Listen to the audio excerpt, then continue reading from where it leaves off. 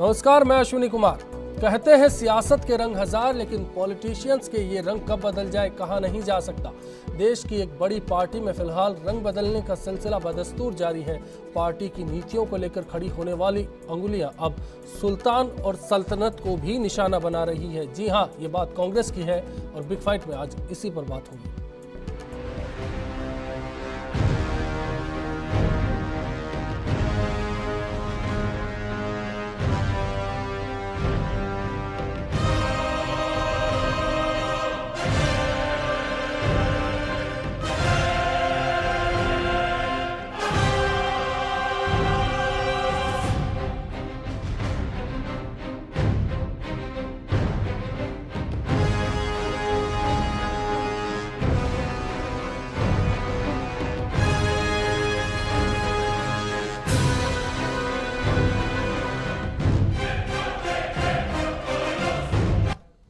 और इस चर्चा के लिए खास मेहमान हमारे साथ स्टूडियो में मौजूद हैं। बीजेपी से ज्योति किरण जी हमारे साथ हैं। कांग्रेस के वरिष्ठ नेता रामनारायण मीणा जी इस बातचीत का अहम हिस्सा होंगे।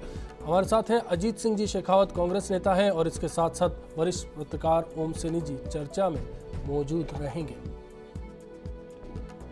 आज 2 दिन से लगातार हमने सैकड़ों लोगों से मुलाकात करी और बहुत से ऐसे सुझाव आए जिस पे हमें लगता है पार्टी को अमल करना चाहिए अगर आने वाले समय पर जमीनी स्तर पर पार्टी को और मजबूत करना है। और हम सबका एक प्रण रहेगा कि आने वाले कुछ हफ्ते महीनों के अंदर पार्टी को नए स्वरूप में तैयार करें। इस हार से उभरने का टाइम आ गया है। ये बात सच है कि लोकसभा चुनावों के अंदर हम विधानसभा में जो पराजय हुई थी उस हार की परछाई से बाहर नहीं निकल पाए थे। सब जगह ये इनका विरोध किया था।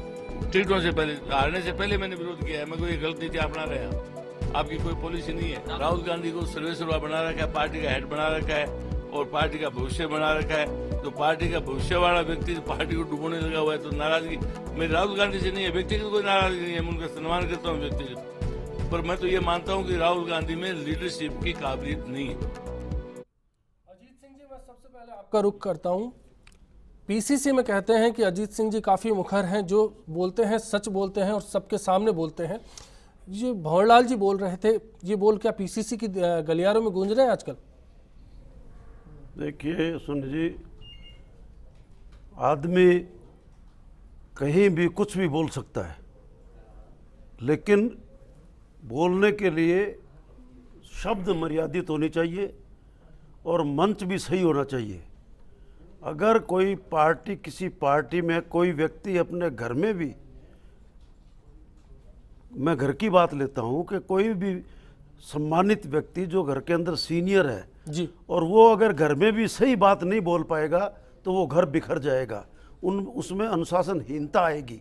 इसी तरह से पार्टियों के अंदर भी, चाहे कोई पार्टी हो, भारतीय जनता पार्टी हो, कांग्रेस पार्टी हो, छोटी मोटी और कोई पार्टी हो, पार्टी के अंदर एक मंच बना हुआ होता है। मंच के बाहर जो मंच पे बोलनी चाहिए बात, वो मंच पे बोलनी चाहिए। मंच के बाहर बोलने वाली बात बाहर बोलनी चाहिए। ये नहीं कि आप खाना खा रहे हैं और खाने के तो थाली इसका को, मतलब मैं समझूं, मेरा सवाल था पीसीसी के गलियारों में क्या चल रहा है। आपने जो इशारों में कहा तो बात सही है कि भंवरलाल जी जो बोल रहे हैं वो पीसीसी में भी हो रहा है। सब जगह चर्चा है। पीसीसी ने उनको उनको निलंबित किया है। उन्होंने मेरा सवाल था कि क्या राहुल गांधी के नेतृत्व को लेकर जो बात है, आज अगर उनको राजीव गांधी का नेतृत्व स्वीकार नहीं है तो पिछले 10 साल से वो कर क्या रहे थे? 10 साल से वो छोड़ देते पार्टी, क्यों टिकट मांग रहे थे? उन्होंने अपने बेटे के लिए टिकट मांगी। ये सारा झंझट तो टिकट के लिए हो रहा है। और फिर आज इतने बड़े वो लीडर हैं, अपने आपको बहुत महान लीडर समझते हैं कि वो पूरे हिंदुस्तान के बड़े, जो हमारा उपाध्यक्ष है, हमारी पार्टी का अध्यक्ष है, जो पीढ़ियों से चली आ रही है, जो संस्था जो 128 साल 29 साल से जो कांग्रेस चली आ रही है, उसके ऊपर ही वो उंगली उठा रहे हैं। आप भी मानते हैं कि कांग्रेस में गांधी परिवार को रखेंगे? मैं रामनारायण जी लौटूंगा आपके पास। मेरी बात बीच में, मेरी बात पूरी हो जाने दीजिए। वो आज अगर इतने बड़े महान लीडर है तो वो कांग्रेस से इस्तीफा दें और किसी भी पार्टी में शामिल हो जाएं, या फिर पार्टी से इस्तीफा नहीं देते हैं तो वो चुनाव लड़के दिखाए वहां पर। चलिए मैं इसमें आऊंगा। रामनारायण जी, निलंबन क्यों, निष्कासन क्यों नहीं? देखिए, निलंबन और निष्कासन में अंतर है। निलंबन इसलिए कि उनसे जानकारी की जा रही है कि जो कहा मीडिया में वो आया नहीं, या क्या कारण है, वो जानकारी करके आवश्यकता होगी तो निष्कासन भी होगा। तो निलंबन तो प्रारंभिक स्थिति होती है। आपके सामने देखिए तस्वीर बोल रहे हैं। नहीं बोल रहे हैं तो ये नहीं है ना, आप और हम बोल रहे हैं ये फाइनल नहीं है। हो सकता है त्रुटिपूर्ण कोई शब्द मुंह से निकल जाए किसी के, ऐसा नहीं होता, कभी गुस्से में निकल जाता है, जोश में निकल जाता है, मन में कोई बात होती है, ये सभी में होता है देखिए। और आजकल तो व्यक्तिवादी पार्टियां होगी, देखिए ना, आज व्यक्ति विशेष के नाम पर आज हिंदुस्तान में वोट मांगेंगे और उसके आधार पर सब ज्योति जी, ये राजस्थान से लेकर देश तक पर आप पर निशाना है दरअसल। देखिए, काफ़ी क्यूरियस बात है कि असल में जिन पर आज निशाने का अंतिम वार भी खुद कांग्रेस के लोगों ने कर दिया, यानी अभी तो राहुल जी की और सोनिया जी के नेतृत्व की बात यहाँ हो रही है, चर्चा यहाँ हो रही है, और वहाँ पर मल्लिकार्जुन जी को लीडर ऑफ ऑपोजिशन बना के तय कर दिया गया कि राहुल जी का नेतृत्व खुद कांग्रेस को, सोनिया जी का नेतृत्व खुद कांग्रेस को स्वीकार नहीं है। दो बातें महत्वपूर्ण हैं, ये तो कांग्रेस का आंतरिक मामला है, किसको रखें किसको निकालें, ये भी आंतरिक मामला है कि उनके पूर्व विधायक उनके विषय में क्या कहें क्या न कहें, ये उनका आंतरिक मामला है। किंतु जब पब्लिक डोमेन में कोई बात आती है तो ये सवाल ज़रूर उठता है कि कांग्रेस का केवल जनता से डिस्कनेक्ट नहीं हुआ, जिसके कारण उनको कड़ी पराजय झेलनी पड़ी, पर उनके कार्यकर्ता से भी डिस्कनेक्ट हो चुका है। यही कारण है कि कार्यकर्ता आज मुखर होके बाहर सड़क पर आकर, मीडिया में आकर, या जहाँ जहाँ उसको उचित होके लग रहा है।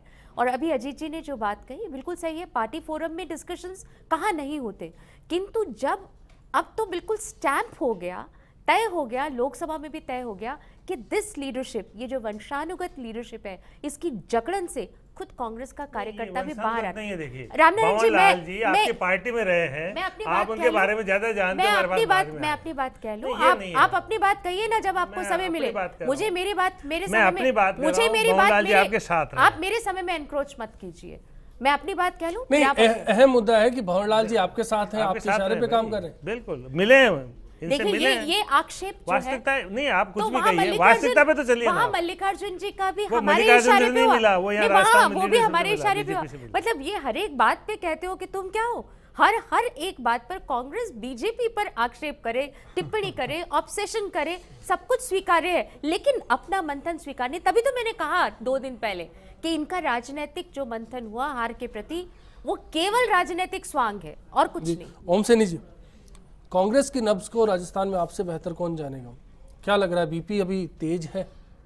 देखिए, कुल मिलाकर के कांग्रेस में जिस तरीके के परिवर्तन हुए हैं, और ख़ासतौर से जो पीढ़ी बदल कार्यक्रम यहाँ पर हुआ, सचिन पायलट को जिस तरीके से लाया गया, मेरे देखते देखते मुझे याद है कि 2002 में इनको रामबाग के चौराहे पर कांग्रेस के लिए मेंबरशिप अशोक गहलोत जो उस वक्त नेता थे उन्होंने दी थी। और उसके बाद में जैसे उन्होंने यहाँ पर जो पीढ़ी बदल का सिलसिला राहुल गांधी के नेतृत्व में प्रारंभ हुआ, ये कांग्रेस की कार्यशैली नहीं है। और देखिए, ये वंशानुगत होने वाली बात अब स्थापित हो रही, इससे पहले कांग्रेस में ये स्थापित नहीं हो रहा था कि कांग्रेस वंशानुगत उसको तरजीह देती है। जब जवाहरलाल जी नेहरू की डेथ हुई तो उसके बहुत लंबे अरसे तक इंदिरा गांधी मंत्रिमंडल की सदस्य थी और लाल बहादुर शास्त्री प्रधानमंत्री थे, फिर मोरारजी भाई रहे। उसके बाद में कांग्रेस में एक वैचारिक द्वंद्व हुआ, उस द्वंद्व का परिणाम था कि लीडरशिप श्रीमती गांधी को मिली, उसके बाद में इमरजेंसी लगी, वो सब कुछ हुआ उनकी, उसके बाद में मृत्यु हुई, उसके बाद में राजीव गांधी को एक इमोशनल वो सारा सीन मिला और उसके हिसाब से लोगों ने बहुमत से स्वीकार किया। कांग्रेस वंशानुगत शासन में बिलीव नहीं करती थी, लगता था, लेकिन जिस तरीके से राहुल गांधी को स्थापित करने की चेष्टा की गई, वो तो निश्चित रूप से भंवरलाल शर्मा का जो आरोप नजर आता है, हालांकि वो अनुशासनहीनता वाला सीन है, मंच ठीक नहीं है, मीडिया से मुखातिब नहीं होना चाहिए, लेकिन ये सच है, ये सच है कि राहुल गांधी को स्थापित करने की जैसी चेष्टा की गई और सोनिया गांधी जिस तरीके से उनको बढ़ावा दे रही थी, वो निश्चित रूप से वंशानुगत होने का जो आरोप कांग्रेस पार्टी में भारतीय जनता पार्टी विशेष रूप से लगाती रही है, वो स्थापित हो रहा है। और ये मुझे लग रहा है कि लोकसभा में जिस तरीके से नेता उन्होंने नहीं बनाया और एक दूसरा नाम जो सामने आया जो रेल मंत्री थे, इससे लग रहा है कि शायद कांग्रेस का आला कमान सीख ले रहा है कि हमें उस रास्ते पर नहीं चलना चाहिए जिस रास्ते पर राहुल गांधी के माध्यम से चलने लगे। खुदा का शुक्र है कि ओम जी और मैं पहली बार एक बात कह रहे हैं।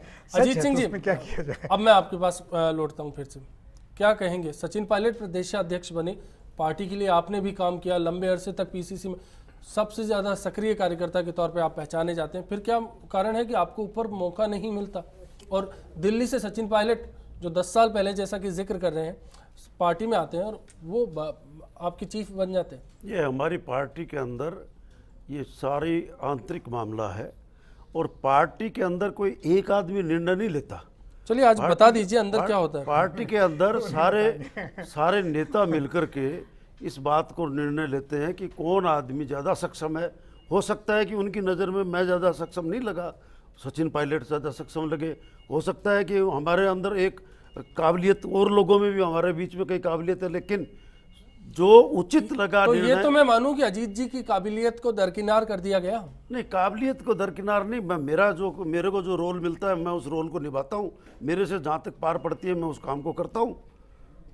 चलिए रामनारायण जी, क्या ऐसे ही चलती आई कांग्रेस को? आपने कितने वक्त से देखा है, कितने वक्त से सींचा है? दिल्ली की भी राजनीति को आप समझते हैं, संसद में भी जाकर आए, क्या यही कल्चर है? ये सभी पार्टीज में होता है। देखिए कौन सी पार्टी है जिसमें इस तरह से नहीं होता। आज यूपी के मुख्यमंत्री अखिलेश यादव बने, कितने सीनियर है जूनियर है मुझे कुछ कहना नहीं है। बीजेपी में सीनियर लीडर्स, यहाँ तक कि माननीय मुरली मनोहर जी जोशी जो भाषा बोलते हैं उसको भी हमें ध्यान में रखना चाहिए। क्यों, किन परिस्थितियों में दिल्ली की लीडरशिप ने बनाया, ये बात इसका विषय नहीं है। लेकिन इतना ज़रूर है कि जो कांग्रेस को आघात लगा है इस चुनाव में, पब्लिक ने जो नकारा है, उससे निश्चित तौर पे कांग्रेस सीख लेकर के आगे बढ़ने की कोशिश कर रही है। निश्चित तौर पे उसका असर ये बात तो आपको सचिन थोड़े पायलट दिनों बोल में चुके देखने हैं को मिल जाएगा। अश्वनी देखिए, कांग्रेस के अंदर एक पूरी छूट थी कि आप जो कुछ कांग्रेस अगर अपने रास्ते से भटक रही है तो कार्यकर्ता अपनी बात कहता था और वो मीडिया तक आती थी, उसमें कोई सस्पेंशन या सब कुछ निलंबन नहीं हुआ करता था जी। मुझे याद है राजस्थान में कुंभाराम चौधरी ने जिस तरीके से ढेबर के नेतृत्व को ललकारते हुए बातें की थी 1956-57 में, उनको निकाला नहीं गया, वो लड़ाई चलती रही बहुत लंबे अरसे तक। अब कांग्रेस में इस तरह की बात बर्दाश्त नहीं की जाती है।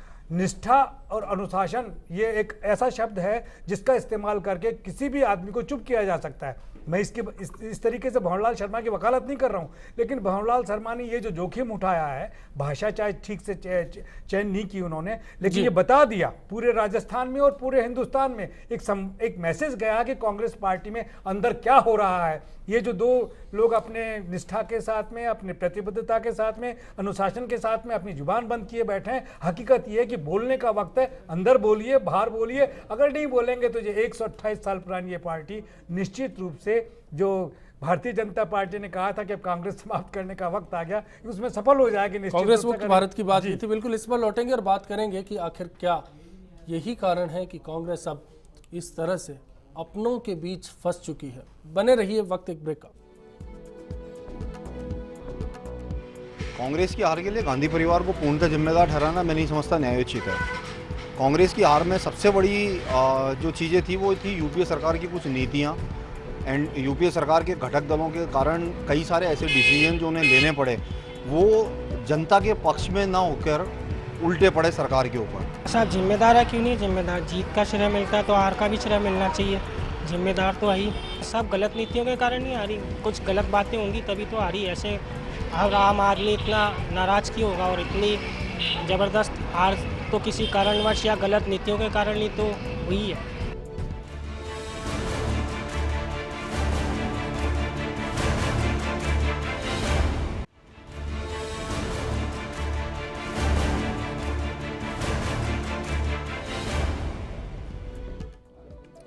ब्रेकफास्ट में सल्तनत के सवाल पर आज बात हो रही है। इस पर हमने आपसे सवाल पूछा था कि क्या कांग्रेस की मजबूती के लिए गांधी परिवार को हटाना जरूरी है।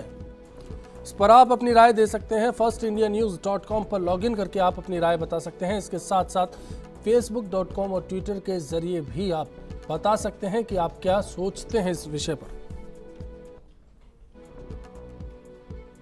ज्योति जी, मैं अब आपका रुख करना चाहूंगा कि बीजेपी का नारा था कांग्रेस मुक्त भारत। ब्रेक पर जाने से पहले इसी की बात हो रही थी, लेकिन अब क्या लगता है गांधी परिवार मुक्त कांग्रेस की बात यहाँ से उठने लगी है और कहीं ना कहीं आपकी बात को दम कांग्रेसियों से मिलता है?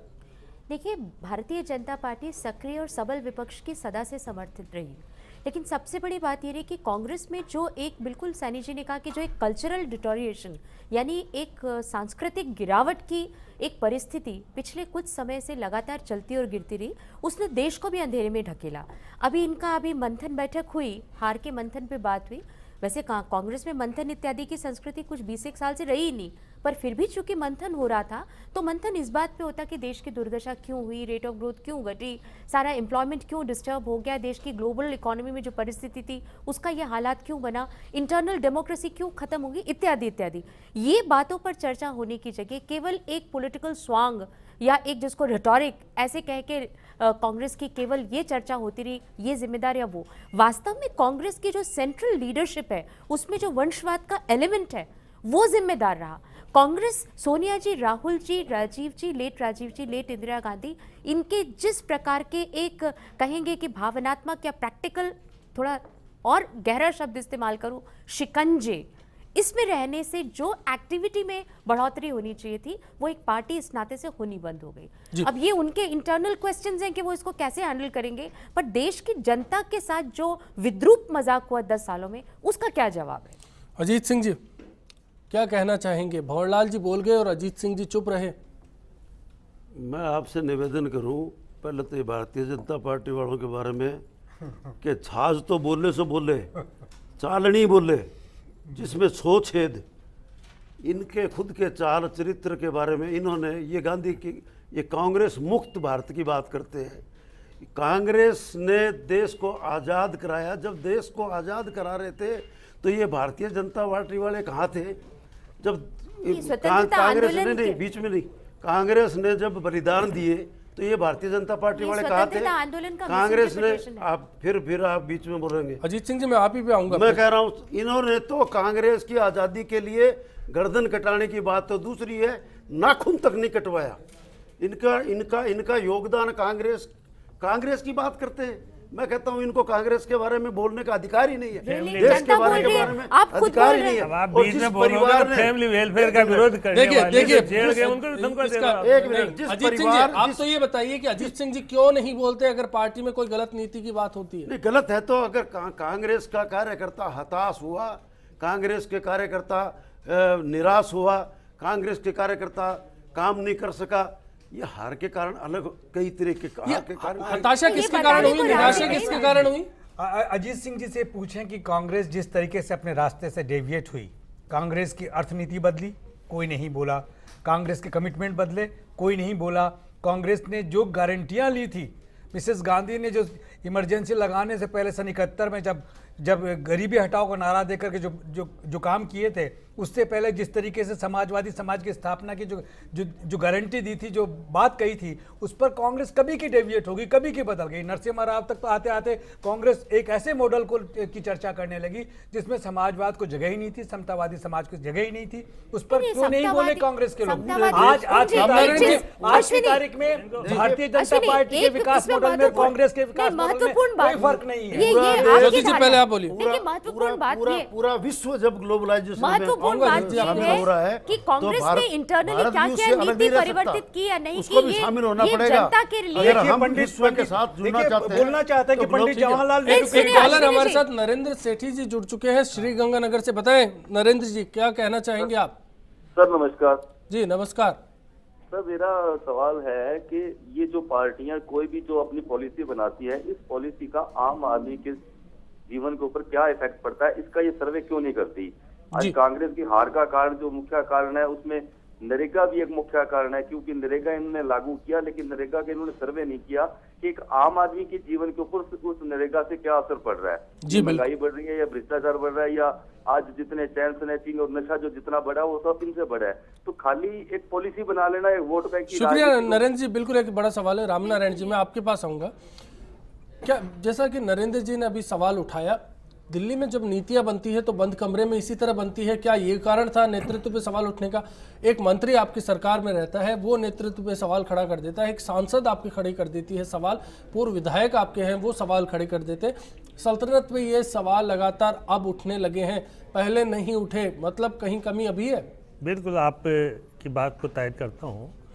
अनुशासनहीनता में बढ़ोतरी सभी पार्टीज में हुई है, लेकिन क्योंकि कांग्रेस वो पार्टी है जिसने तिरंगे के झंडे के साथ हिंदुस्तान की जनता को साथ देके स्वतंत्रता आंदोलन चलाया, नरेगा चली, उसका जिस ढंग से उसके बाद मंथन, अच्छी योजना है जनता ने सराहा, लेकिन बरसों तक चलने के बाद उसके ऊपर मंथन होना चाहिए था। काम का अधिकार की बात तो करते हैं, शिक्षा का अधिकार है, क्या शिक्षा के अधिकार के आधार पर कुछ कर रहे हैं? स्टेट गवर्नमेंट्स उसमें साथ दे रही है। फैमिली वेलफेयर का मामला था, देखिए मिसेस इंदिरा गांधी, अभी मेरे भाई ने कहा कि सैन जी ने कि इंदिरा जी ने कमिटमेंट्स किए, बाउंडर करके पॉलिसी से हट करके देश को नुकसान पहुंचा करके उसको प्रचारित करके जिस तरह से इंदिरा जी को फैमिली वेलफेयर के नाम से हटाया। हालांकि राजस्थान में उनको भी तनख्वाह मिलेगी, पेंशन मिलेगी, ये उनका सवाल है। आप बात को सुनिए, आप बात को सुनिए, आप बात को बिल्कुल बताएं। आप मेरी बात सुन लीजिए, आप मत जो बोलिए, लेकिन मैं आपसे कहना चाहता हूँ, आप वर्कर्स के बात तो सुनिए, नागरिक अधिकारों की रक्षा की वजह से बिल्कुल मैं आपको कह रहा हूँ देश का कितना नुकसान हुआ, चीन से आगे हम बढ़ गए। अब ये जिसने किया, मैं उस व्यक्ति के खिलाफ बोल रहा हूँ, किसी पार्टी के खिलाफ नहीं बोल रहा हूँ, मैं व्यक्तिगत आपके खिलाफ नहीं बोल रहा हूँ, लेकिन मैं आपसे कह रहा हूं कि कांग्रेस में वर्कर्स की मीटिंग जिस ढंग से होती थी, जिस तरह से मंथन होता था, उसमें कमी आई है। और निश्चित तौर पे जो पार्टी जा रही है उसके आधार पे मंथन होगा। पैरवी कर रहे हैं, ये बात महत्वपूर्ण नहीं कर रहा हूं, जहाँ नागरिक अधिकारों को रोका गया। मुझे लगता है कि इस डिबेट का भाग फैमिली वेलफेयर के आधार पे गवर्नमेंट को बताइए। पॉलिटिकल पार्टी का मुझे लग रहा है केवल अजीत जी आपको बोलने का अजीत जी अधिकार एक मिनट, आपको आप बोलने सुनिए का पहले। अधिकार नहीं, बीजेपी में सबसे बड़े लीडर आपको बोलने का इस विषय अधिकार है, तो फिर आप क्यों कहते हो नहीं, कि ऐसा नहीं ना, आप देखिए हम देखिए मुद्दे को गलत और ले जाएंगे। बताएं ज्योति जी क्या कह रहे हैं। कांग्रेस ज्योति जी को बीच में बोलने का कुछ, मैं बीच में नहीं बोल रही, अपने समय पर बोल रही, आपको बारी नहीं बोलना है चाहिए था, मेरी बारी है, आपको इस तरह से नहीं बोलना चाहिए मेरी था। आप बारी बोलोगे है। तो फिर आप कैसे बोल रहे मेरी बारी है, मुझे बोलने आपके दीजिए। पास आऊंगा मैं। देखिए, बताएं ज्योति जी। कांग्रेस का मेन जो एजेंडा है वो ये कभी नहीं रहा कि भारतीय जनता यानी पीपल एट लार्ज इनकी क्या परिस्थितियों की चिंता की जाए। सतत कांग्रेस इस दृष्टि से एक विधिवत योजना के तहत काम करती रही कि सत्ता पर अपनी पकड़ कैसे रखी जाए। उसके लिए यूपीए 1 और यूपीए 2 इसमें पॉलिसी डिसलोकेशन बिल्कुल क्लियर था। दूसरी महत्वपूर्ण बात इन्होंने ये कही कि अगर वंशानुगत सत्ता की बात नहीं थी तो कांग्रेस के अध्यक्ष का पद एक वंश के लिए सुरक्षित क्यों रखा गया? इस प्रकार के आरक्षण का क्या अर्थ था? तीसरी महत्वपूर्ण बात है, तीसरी महत्वपूर्ण बात है, नहीं देखिए जो भी रहे, जो बहुत छोटे समय के लिए अध्यक्ष है, बिल्कुल बिल्कुल छोटे समय के लिए ओम जी आप सहमत नहीं, कुछ कहना चाह रहे हैं? निश्चित रूप से ये जो एलिगेशन है कि एक वंश के लिए सुरक्षित रखा गया, इन लोगों के अपने सेक्रीफाइसेस हैं, कोई डाउट नहीं। इससे क्या श्रीमती गांधी को लेकर के जो पूरे देश में एक हवा थी, एक सम्मान था, उसका उनको लाभ मिला। उसके बाद में उनकी जिस तरीके से हत्या हुई, उसके बाद में राजीव गांधी को लाभ मिला, और राजीव गांधी ने जिस तरह की पॉलिसीज बनाई, उन पॉलिसीज से आज देश जिस टेक्नोलॉजी के लेवल पे आगे बढ़ा है, निश्चित रूप से उसका क्रेडिट राजीव गांधी को जाता है। लेकिन सोनिया गांधी के आने के बाद में जिस तरीके से राहुल गांधी को स्थापित करने की चेष्टा हुई, वो वंशवाद का जल्दी आप अपनी बात खत्म कीजिए, कॉलर हमारे साथ है। एक पूरे अभी नरेंद्र भाई ने बिल्कुल सही कहा कि पूरी की पूरी पॉलिसी मेकिंग में जनता जो धुरी होनी चाहिए थी वो ना हो कि वंश एक धुरी है। चलिए इस पे बात करेंगे। विमल कटियार जी हमारे साथ फोन लाइन पर जुड़े हैं, बताएं विमल जी। हेलो जी विमल जी बताएं क्या कहना चाह रहे हैं? नरेगा के बारे में बात करना चाहते हैं आप? जी हेलो, ये नरेगा तो एक तरह से सरकारी भिखारी बनाने वाली बात आ गई है, इसको बिच्चू बना दिया हम लोगों को। जो जितने भी जो काम करते हैं, जो वर्कर्स हैं, जैसे जिस तरह से अमेरिका में जो कुछ जो काले वहाँ पे ओरिजिनल जो काले थे, उन लोगों को भिखारी बनाने के लिए उन लोगों को एक तरह से एक स्कॉलरशिप दी जाती है उन लोगों को कि जो काम नहीं करें और उसमें लगे रहे। बाकी जितने भी अमेरिकन जो गोरे हैं वो अपने काम करते रहते हैं। यानी इनको जो भी हमारे पास जो वर्कर वर्किंग फोर्स थी, इस तरह से इसको एक तरह से ये कह दिया गया कि चलिए ये एक मुद्दा है। शुक्रिया विमल जी सवाल के लिए। लेकिन जो मुख्य मुद्दा है वो बात है नेतृत्व पे आखिर क्यों सवाल खड़े होते हैं। मैं फिर आऊंगा अजीत सिंह जी आपके पास। इस बात का सवाल का जवाब अब तक नहीं मिल पाया कि आखिर क्या कारण है कि इस चुनाव के तुरंत बाद, चुनाव से पहले राहुल गांधी को सरताज बना दिया जाता है और चुनाव के बाद उन्हीं पर सवाल खड़े करते हैं जो उनके करीबी थे, जो सरकार में अगर जीतती तो मंत्री बन जाते या मंत्री रहे हैं। क्या कारण है? आप यहाँ नहीं बोलते, पीसीसी में बोलते? मैं पीसीसी में नहीं, मैं यहाँ भी बोलूँगा। मैं निवेदन करूँ आपसे कि सरकार में हमारे जब कांग्रेस पार्टी की सरकार थी तब भी राहुल गांधी जी ने खुद ने कोई मंत्री पद नहीं लिया। अगर चाहती कांग्रेस चाहती, कांग्रेस के इस सवाल को आपको दूसरे अंदाज में प्रधानमंत्री नहीं बन सकते थे। मैं अजीत जी आपसे इस सवाल को दूसरे तरीके से पूछता हूं कि क्या कारण है कि पीसीसी में सचिन पायलट को दिल्ली से भेजा जाता है? फिर मैं उस सवाल पर आ रहा हूं, क्या कारण है कि फैसले लिए जाते हैं टिकटों के बंटवारे पर? पीसीसी के जो लोग हैं इस जमीन को समझते हैं, प्रदेश की नब्ज को समझते हैं, उनकी बात को नजरअंदाज कर दिया जाता है, दिल्ली से फैसला लिया जाता है। क्या कारण है कि अजीत सिंह जी लगातार पार्टी के कार्यकर्ता बने रहते हैं, लेकिन उनको महत्वपूर्ण पद तक पहुंचने में जद्दोजहद करनी पड़ती है, सिफारिश करनी पड़ती है, दिल्ली की दौड़ करनी पड़ती है, और वो 10 जनपद की जो दौड़ थी वो कभी उसमें जीत नहीं पाते? नहीं, मैं कभी दौड़ में शामिल आपके नहीं सवाल को अगर यूं कह दिया जाए कि जो कांग्रेस पार्टी के जन संगठन है, उनमें जो वर्कर हैं, जो काम करने वाले लोग हैं, उनको हैसियत क्यों नहीं मिलती? क्यों उनके ऊपर बार बार दिल्ली के आला कमान से कोई ना कोई बता दीजिए approach किया जाता कौन है? रोकता है उनको? नहीं, राजस्थान में किसने रोका अच्छे वर्कर्स को आगे बढ़ने से? सबसे आप बड़ी नाम बताइए। मैं सचिन निवेदन पायलट को लाए ना आप। नहीं तो सबसे बड़ी किसने सजेस्ट किया? रामनारायण जी, क्या फिर उस सवाल पे हम आ सकते हैं कि अजहर क्यों आए? जी बताइए पहले आप।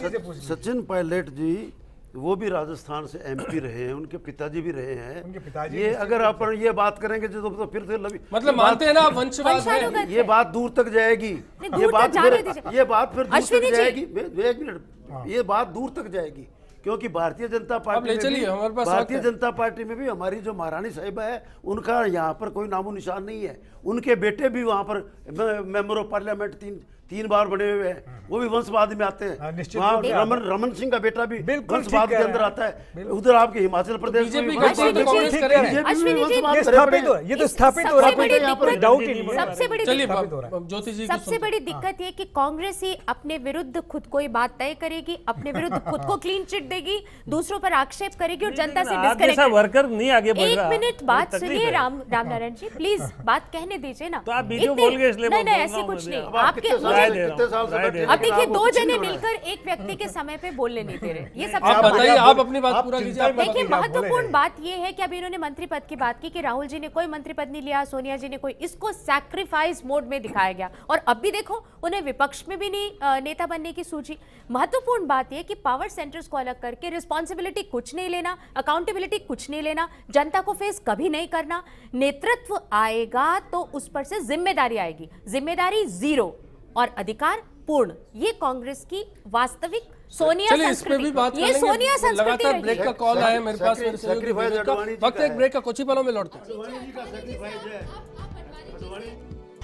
कांग्रेस में जो वर्तमान में हालात देखने को मिल रहे हैं, मेरी दृष्टि में हालात और ज़्यादा धीरे धीरे गहराते जाएंगे।